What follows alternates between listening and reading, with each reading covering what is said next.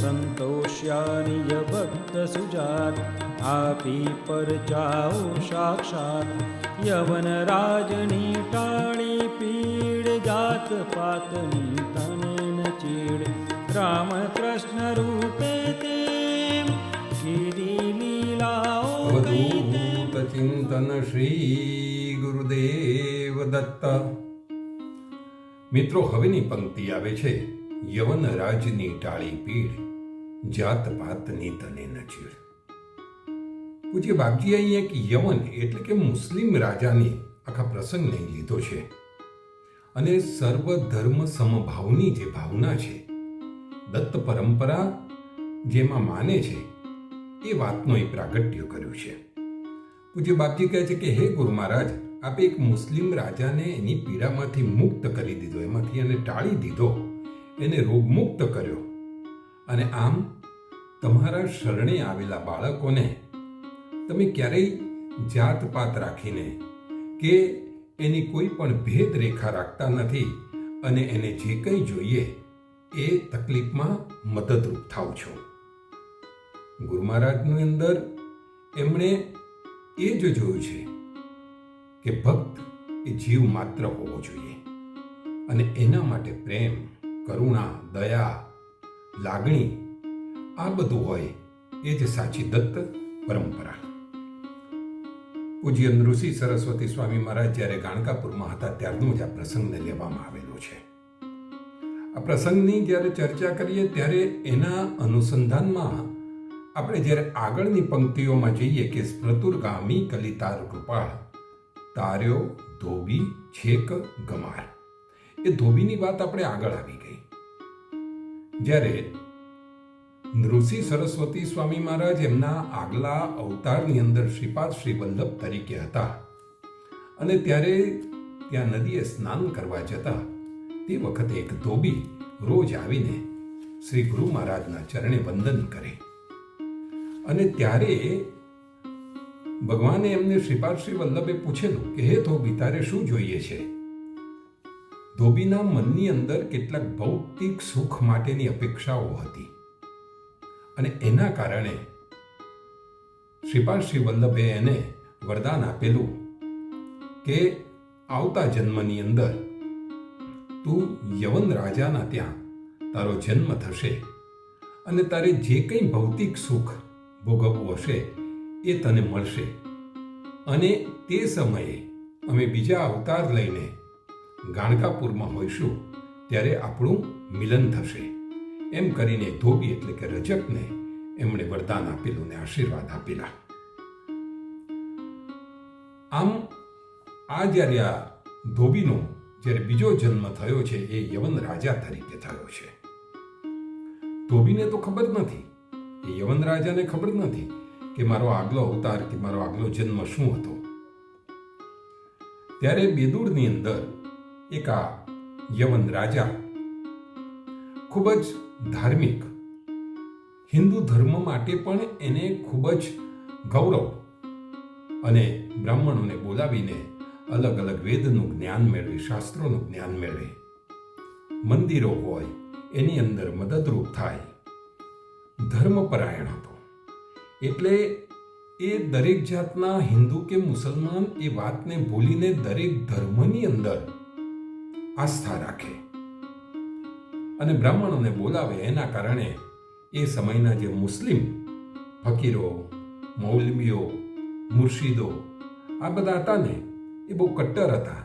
એટલે એમ કહેતા કે આ રાજાએ ખરેખર તો જે મૂર્તિની પૂજા કરે છે, મૂર્તિની પૂજા કરવા વાળાનું નિંદા કરવી જોઈએ અને એણે આ મૂર્તિ પૂજકોને કોઈ પણ જાતની મદદરૂપ થવું ન જોઈએ. ત્યારે રાજા એમ કહેતો કે કોઈ ધર્મની નિંદા કરવી એ ધાર્મિકતાનું લક્ષણ નથી અને એ કહેતો કે જો ખુદા સર્વત્ર છે તે ખુદા પથ્થરમાં કે લાકડામાં કે મૂર્તિમાં નથી એવું કેવી રીતે આપણે માની શકાય. એમ કરીને પણ એ હિન્દુ ધર્મને પણ એટલું જ મહત્વ આપતો અને એનું ગૌરવ સાચવતો. આમ ધર્મની મર્યાદામાં રહીને આ રાજા પોતાના પુત્ર, પૌત્રી, રાણીઓ અને આ બધાની સાથે સુખ અને વૈભવથી રહેતો અને બહુ ખૂબ સારી રીતે પોતાનું રાજ્ય ચલાવતો હતો. કેટલોક સમય વીત્યા પછી કુદરતી દૈવયોગે એવું થયું કે એને એક ફોલ્લો નીકળ્યો. એ ફોલ્લો એવો નીકળ્યો કે એણે ઘણી બધી દવા કરાવી, વૈદો પાસે ગયો, ફકીરો પાસે ગયો, બધા પાસે ગયો, એને ઘણા બધા ઉપયોગ કરાવી જોયા, પણ એની અંદર એને કોઈ પણ જાતની રાહત મળી નહીં. ઉપરથી એનું દર્દ જે હતું એ તો ખૂબ જ વધવા માંડ્યું. એટલે એટલું બધું વધવા માંડ્યું કે એનાથી સહન ન થાય. બધી એ કોશિશ કરીને થાક્યો, બધા ઉપચાર કરીને થાક્યો.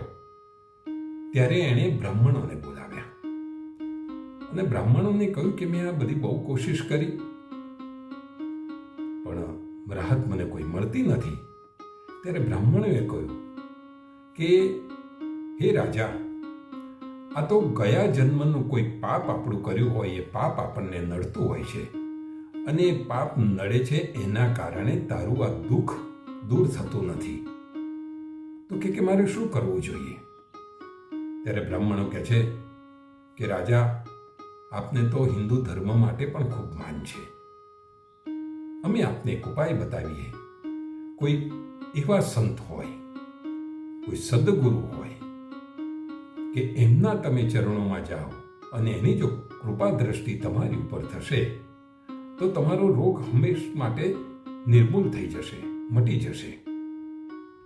ત્યારે રાજા એમ કહે છે કે એવા સંત મળે ખરા? એવા સંત ક્યાં હોય? મને તો કંઈ ખબર નથી. ત્યારે બ્રાહ્મણો એમ કહે છે કે આપણી નજીક જ ગાણગાપુરની અંદર શ્રી ગુરુ બિરાજમાન છે, અને કેટલાય લોકો શ્રી ગુરુ પાસે જાય છે, અને એની પાસે જવાથી એ લોકોને આદિ વ્યાધિ એ બધામાંથી મુક્તિ મળી છે. એટલે રાજા તો ખુશ થઈ જાય છે. પોતાની વેદના સહન નથી થતી એના કારણે એ તો તરત જ પોતાની ચતુરંગીણી સેનાને તૈયાર કરે છે અને વાતે ગાતે ઢોલ નગારા લઈ અને નીકળી પડે છે અને ગાણગાપુર પહોંચી જાય છે. ગાણગાપુર પહોંચી ગયો રાજા, અને ત્યાં ગામ લોકોને પૂછ્યું કે પેલા અહીં કોઈ તપસ્વી સાધુ રહે છે, સંત રહે છે, ક્યાં છે? એટલે ગામ લોકો તો ગભરાઈ ગયા કે આ સૈન્ય લઈ અને આજે જ્યારે આ યમન રાજા આવેલો છે એટલે કંઈ ખોટું તો નહીં કરે, કંઈ હુમલો તો નહીં કરે? એટલે બધા ગભરાઈ ગયા અને ચૂપ થયા અને કોઈએ જવાબ ન આપ્યો. ત્યારે એ રાજાએ એમ કહ્યું કે મારે તો એ સંન્યાસીના દર્શન કરવા છે, હું તો એના કારણે આવ્યો છું. ત્યારે લોકોએ એમ કહ્યું કે શ્રી ગુરુ તો સંગમ ઉપર સ્નાન કરવા માટે ગયા છે અને બપોર પછી અહીં મઠમાં પરત આવશે. એટલે રાજા તરત જ પાલકીમાં બેસી પોતાની સૈન્યને ત્યાં ઊભું રાખીને પાલકીમાં બેસીને સંગમ તરફ જવા માંડ્યો. સંગમ તરફ જતો તો ને એને જ્યાં દૂરથી જોયું કે ગુરુ મહારાજ સામેથી આવતા એણે જોયા, એટલે તરત જ પોતે પાલકીમાંથી નીચે ઉતરી ગયો અને ચાલતો ચાલતો ત્યાં શ્રી ગુરુની પાસે ગયો અને ત્યાં જ્યાં વંદન કરે છે ત્યાં જ શ્રી ગુરુ બોલ્યા, હે રજક, ક્યાં ફર્યા કરે છે? આટલા સમયથી તું ક્યાં ગુમ થઈ ગયો હતો? અને જ્યાં આ શબ્દો આ રાજાના કાન ઉપર પડે છે એટલે એને પોતાનો પૂર્વજન્મ યાદ આવી જાય છે. એને યાદ આવી જાય છે કે પૂર્વજન્મમાં હું રજક હતો અને શ્રી ગુરુએ મને આશીર્વાદ આપેલા, મને વરદાન આપેલા, એટલે હું અત્યારે આ યવન રાજા તરીકે મારો જન્મ થયો છે. શ્રી ગુરુ પૂછે છે કે કેમ તારે મારી પાસે આવવાનું થયું? ત્યારે કહે છે કે ગુરુ મહારાજ, આપના આશીર્વાદથી તો મને ખૂબ સુખ મળ્યું, ખૂબ સંપત્તિ મળી, વૈભવ મળ્યો, બધું જ મેં ભોગવ્યું, હું ખૂબ આનંદમાં છું, અને જે કંઈ બાકી હતું એ કુદરતી આ મને આ ફુલ્લો થયો અને એ કારણ, એ નિમિત્ત બન્યું, એના કારણે આજે મને આપના દર્શન થઈ ગયા. હવે તો મને એમ જ લાગે છે કે આપના દર્શનથી મારામાં દરેક જાતની જે દૂષણ હતા એ દૂર થઈ ગયા, અને મને એમ લાગે છે કે હવે તો આપના ચરણોમાં જ મારે રહેવું છે. તો કહે છે પણ થયું શું? તું અચિંતો આવ્યો કેમ? ત્યારે રાજા એમ કહે છે કે ગુરુ મહારાજ, મને પર ફોલ્લો થયો છે અને એને એટલું બધું દર્દ છે કે મારાથી સહન નથી થતું, અને એટલે હું આપને શોધતો શોધતો આવ્યો છું. ત્યારે શ્રી ગુરુ એમ કહે છે કે તને ફોલ્લો થયો છે? અમને તો ક્યાંય દેખાતો નથી. બતાવ તો ખરો મને કે તને ક્યાં ફુલ્લો થયો છે. એટલે જ્યાં એ રાજા ફુલ્લો શોધવા જાય છે ત્યાં એ ફુલ્લો ગાયબ થઈ ગયો હોય છે અને એને દેખાતો જ નથી. એટલે તરત જ એ રાજા એકદમ ગળગળો થઈ જાય છે. એને થાય છે કે ગુરુ મહારાજ આપની કેટલી બધી કૃપા છે. અને તરત જ એ શ્રી ગુરુના ચરણોમાં પડી જાય છે. હે ગુરુ મહારાજ, આપે મારું જીવન પવિત્ર કરી નાખ્યું, મારું બધું દુઃખ દર્દ દૂર થઈ ગયું. અને પછી એમ કહે છે કે ગુરુ મહારાજ આપ મારા ત્યાં પધારો. ગુરુ મહારાજને પાલકીમાં બેસાડે છે અને પોતે આગળ ચાલવા માંડે છે. આગળ ચાલવા માંડે છે એટલે શ્રી ગુરુ કહે છે કે હે રાજા, તારું પણ ગૌરવ સચવાવું જોઈએ. હું પાલખીમાં બેસું અને તું આગળ ચાલે, તું એક રાજા છે એટલે તું ઘોડા ઉપર બેસ. એટલે પછી ઘોડા ઉપર બેસે છે. આગળ જતા રાજા એમ કહે છે કે ગુરુ મહારાજ, મારી ખૂબ ઈચ્છા છે કે આપ મારા રાજ્ય ઉપર પધારો, મારા ત્યાં પધારો, મારો વૈભવ જુઓ. અને મારો વૈભવ જોઈને આપને સંતોષ થશે કે એક રજક આજે બધું જ સુખ ભોગવી રહ્યો છે. મારા બાળકો, મારી પત્નીને આપના આશીર્વાદ મળશે. ત્યારે ગુરુ મહારાજ કહે છે કે હે યવન રાજા, તારા ત્યાં તો ગાયનો કત્લેઆમ કરવામાં આવે છે. ગાયને કાપીને એનું માંસ લોકોને ખાવા માટે આપવામાં આવે છે. જો ગૌ હત્યા તારા ત્યાં તું બંધ કરતો હોય તો જ હું તારા ત્યાં આવું. ત્યારે યવન રાજા કહે છે કે ગુરુ મહારાજ, આપ જે કંઈ કહો એ કરવા માટે હું તૈયાર છું. ત્યારે ગુરુ મહારાજ તૈયાર થાય છે કે ચાલો હું તમારા ત્યાં આવું છું અને તારા રાજ્યમાં આવીને તારું વૈભવ હું જોઈશ. ગુરુ મહારાજ પોતાના શિષ્યો સાથે જ્યારે જવા નીકળે છે ત્યારે રાજા એ પોતાના ઘોડા ઉપર કહે છે કે તું રાજા બેસી જાય છે. રાજા શિષ્યોને પણ ઘોડા અને એવા વાહનો આપે છે ગુરુ મહારાજના શિષ્યોને. ગુરુ મહારાજ કહે છે કે રાજા તું નીકળ, હું મારી રીતે બેદરની નજીક પાપનાશીની જે તીર્થ છે ત્યાં પહોંચીશ અને ત્યાંથી તારા ત્યાં આવીશ. ગુરુ મહારાજ યોગ સાધનાથી અને મનોબળથી સીધા પાપનાશીની જે તીર્થ છે ત્યાં પહોંચી જાય છે. રાજા એકાદ દિવસ પછી પોતે મારતે ઘોડે ત્યાં જઈને પહોંચે છે. ગુરુ મહારાજને વંદન કરીને કહે છે કે ગુરુ મહારાજ, હવે આપ મારા ત્યાં પધારો. ગુરુ મહારાજને વાજતે ગાજતે પોતાના ત્યાં લઈ જાય છે. પોતાના રાજ્યની અંદર જ્યાં પ્રવેશ કરે છે ત્યાં બધે તોરણો બાંધ્યા છે, લાલ જાજમ પાથરેલી છે, બધી જગ્યાએ ફૂલહાર બાંધેલા છે. ચારે તરફ લોકો ઊભા રહી અને ગુરુ મહારાજની આરતી કરે છે.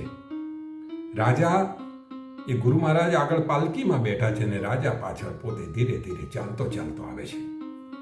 રાજાએ તે વખત કેટલી મુદ્રાઓ, કેટલીક સોનાની મહોરો, રત્ન કણિકાઓ એ બધું ત્યાં ફેંકે છે અને લોકો વીણી લે છે અને ગરીબો એને પામીને ખુશ થઈ જાય છે. જો સંતો પધારે ત્યારે શું થાય?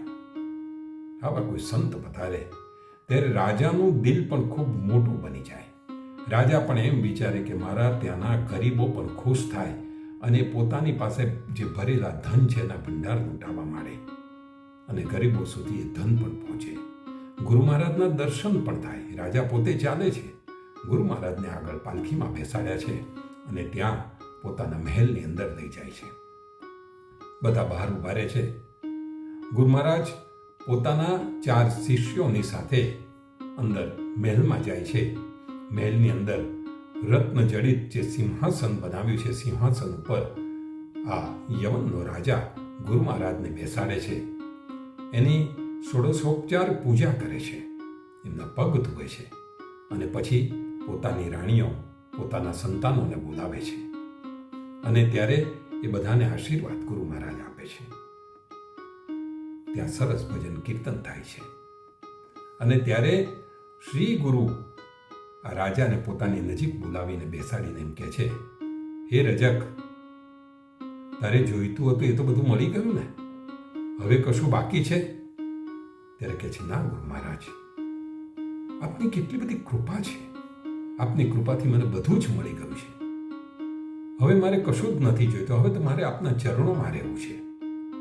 ત્યારે ગુરુ મહારાજ એમ કહે છે કે હવે અમે અહીંથી નીકળી અને શ્રી શૈલ તરફ જવાના છીએ. તું તારા આ જે સંતાન છે એનો રાજ્યાભિષેક કરી અને રાજ્યની ધુરા એને સોંપી દે અને પછી તું ત્યાં આવજે અને ત્યાં આપણી મુલાકાત થશે.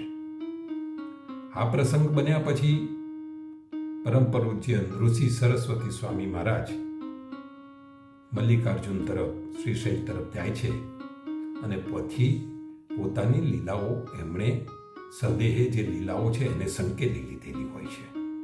એ આખી વાત જુદી છે. અને ત્યાંથી પછી શ્રી ગુરુ ત્યાંથી વળી પાછા પોતાના જે શિષ્યો છે એને લઈને નીકળી જાય છે. આ જે રાજા છે એ ગુરુ મહારાજના આશીર્વાદથી દરેક રીતે આ બધી જ વસ્તુમાંથી મુક્ત થઈ અને ખુશ થાય છે અને એ પણ પોતાનો સંતાનોનો રાજ્યાભિષેક કરી અને નીકળી જાય છે. અહીંયા કેવા દ્રષ્ટાંત આપ્યા કે ઘણી વખત આપણે એમ વિચારીએ કે સંતોની પૂજા કરી, ભગવાનની પૂજા કરી, મને તરત ફળ નથી મળતું. રજતને ફળ મળે છે બીજા જન્મે.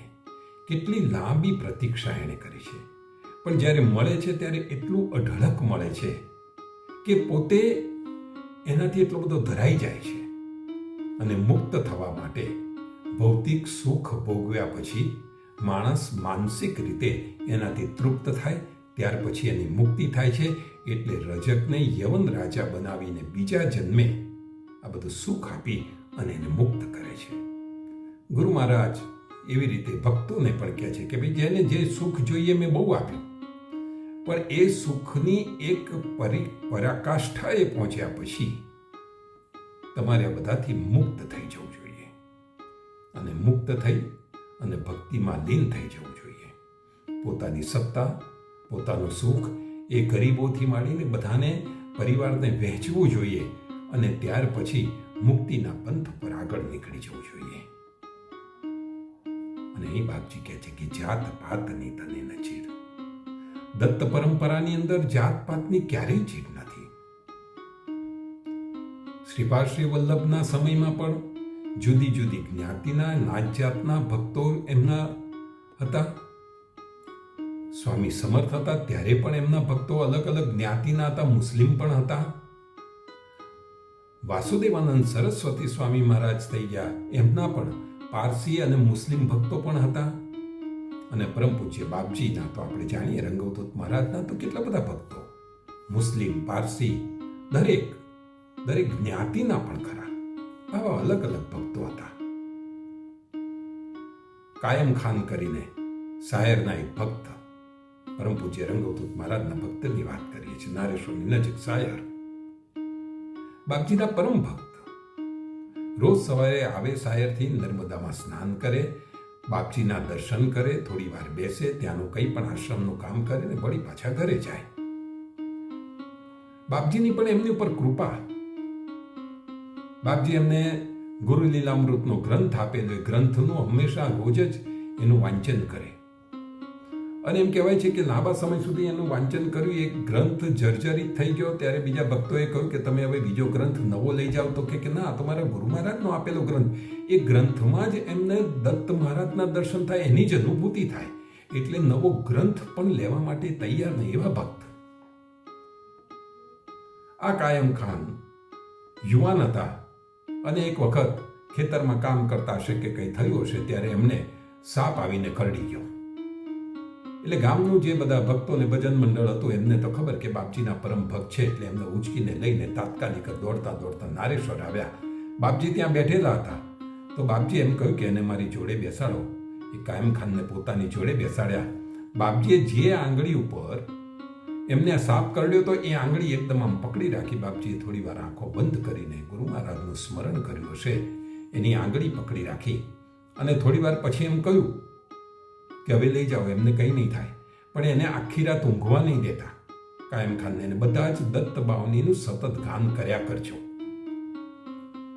સાહેબ આવો ઝેરી સાપ કરડેલો હતો તો પણ બાપજીના આશીર્વાદથી બીજે દિવસે સવારે તો કાયમ ખાન જેવા હતા એવા પ્રફુલ્લિત થઈ અને ફરવા માંડ્યા. બાપજીના આવા પારસી ભક્તો પણ ખરા. બાપજીએ રંગવદૂત મહારાજના આપણે જોઈએ તો ગરબાડાની અંદર કેટલા બધા આદિવાસી ભક્ત, કવાંટ વિસ્તારમાં જઈએ તો કવાંટ વિસ્તારના બાપજી એ વિસ્તારમાં ગયેલા. હાફેશ્વરને બધે જઈને બાપજીનું રોકાણ પણ કરેલું બાપજીએ. તો એ વિસ્તારમાં બધા આદિવાસી ભક્તો આજે પણ છે. બાપજી જ્યારે ઉનઈમાં આવ્યા, ઉનઈમાં જે સ્કૂલ છે એ જમાનામાં ઉનઈના બલ્લુભાઈ દેસાઈએ એ જ્યારે શાળા શરૂ કરવાની હતી ત્યારે એનું ભૂમિપૂજન પૂજ્ય બાપજીએ કરેલું, રંગવદૂત મહારાજે. અને એ વખતે ઉનઈ ડોલવણ વિસ્તારના કંઈક કેટલાય આદિવાસી લોકો બાપજીના રંગે રંગાયેલા, ને આજે પણ એ લોકો બાપજીના રંગે રંગાયેલા છે. ડોલવણની વિસ્તારમાં આખે બુહારીને તરફ જઈએ તો એ વિસ્તારમાં સુરત જિલ્લાનો ડોલવણ, હવે તો તાપી જિલ્લો થઈ ગયો, ત્યાંના આ બધા બાપજીના રંગે રંગાયેલા. અને એ પરંપરાને પરમ પૂજ્ય નર્મદાનંદજી મહારાજે પણ બાપજીની આ પરંપરાને એ આગળ લઈ ગયા. નર્મદાનંદજી મહારાજ પણ ઘણી વખત આ વિસ્તારમાં આવ્યા અને ભક્તોને મળતા, દત્તબાવલીનું ગાન કરાવતા, દત્તની પરંપરાની કેટલીક વાતો કરતા. અને એ રંગે આજે પણ એ વિસ્તારમાં કઈ કેટલાય રંગે રંગાયેલા છે. જાત પાતની તને નચીર. પૂજ્ય બાપજીનો નવાપુરનો એક પ્રસંગ મને કહેવાની ઈચ્છા થાય. બાપજી નવાપુરમાં હતા ત્યારે કેટલાક હરિજનો, અત્યારે તો હરિજન શબ્દ આપણે વાપરી નથી શકતા, હકીકતમાં તો હરિજન શબ્દ ગાંધી બાપુએ આપેલો.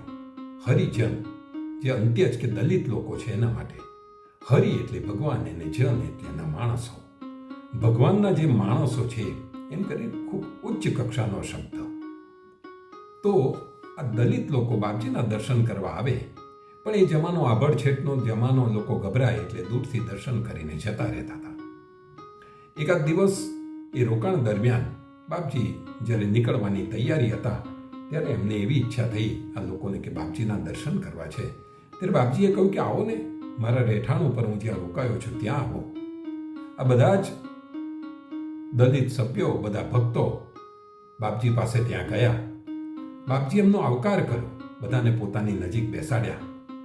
આ લોકો કોઈક તબલા, ઢોલક અને વાજાપેટી લઈને આવ્યા હતા. બધાએ ભજનોનું ગાન કર્યું, ખૂબ આનંદ કર્યો. બાપજીએ બધા સાથે વાતો કરી. એ લોકો જે પુષ્પહાર લાવ્યા હતા એ બાપજીને પહેરાવ્યા અને બાપજીએ બધાને પ્રસાદ આપ્યો. અને ત્યાર પછી એમ કહ્યું કે તમારે લોકોએ મને ભેટવું હોય તો તમે ભેટી શકો છો. સાહેબ, કઈ ઉચ્ચ કક્ષા! અવધૂતની આ ઉચ્ચ કક્ષા એટલે કઈ ઉચ્ચ કક્ષા?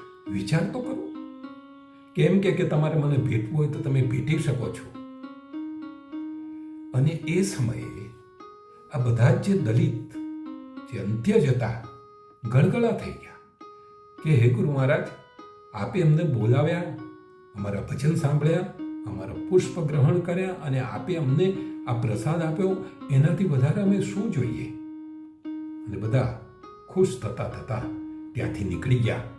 સાહેબ, આ દત્તની પરંપરા આજથી 700 વર્ષ પહેલા નૃસિંહ સરસ્વતી સ્વામી મહારાજે જે જમાનામાં આભડછેટ હતી, જે જમાનામાં અસ્પૃશ્યતા હતી, એ જમાનામાં લોકોનો પણ કેટલો વિરોધ થયો છે. એ જમાનામાં આ જાતપાતની આખું જે વર્તુળ હતું એને તોડવાની કોશિશ કરી. જેમ નરસિંહ મહેતાએ 500 વર્ષ પહેલા નાગર બ્રાહ્મણે વિરોધ કર્યો તો પણ એ ત્યાં જઈ અને હરિજનવાસમાં જઈને ભજન કરેલા, એમ નૃસિંહ સરસ્વતી મહારાજે પણ આ કર્યું. એ જ આ સાચી દત્તની પરંપરા. આપણે કોઈ પણ જાતની નાત, જાત, ધર્મ, કોમ એની કોઈ પણ વાડાબંધીમાં આવ્યા વગર ખાલી માણસ એ માણસ છે. માણસ બે પ્રકારનો છે, એક સારો છે અને એક ખરાબ છે. આપણે સારાને શોધવાનો છે, એના માટેનો પ્રેમ, કરુણા, દયા, લાગણીઓ, બસ એ આપણામાં વહેતી રહે. એ સાચી દત્ત પરંપરા. આજે આટલી વાત. ફરી મળીશું ત્યારે આગળની પંક્તિમાં પ્રવેશ કરીશું. આપ સર્વેને મારા ગુરુદેવ દત્ત, ગુરુદેવ દત્ત, ગુરુદેવ દત્ત. નર્મદે હર. મિત્રો, ભગવાન દત્તાત્રેય અને એમના અંશ અવતાર એવા સંતો, યોગીઓની લીલાઓ રજૂ કરતી આ ચેનલને આપ લાઈક કરો, શેર કરો અને સબસ્ક્રાઈબ કરો. વધુમાં વધુ ભક્તો સુધી આપણી આ વાત પહોંચે એ માટે આપ બધાને જાગૃત કરો. બધાને મારા ગુરુદેવ દત્ત.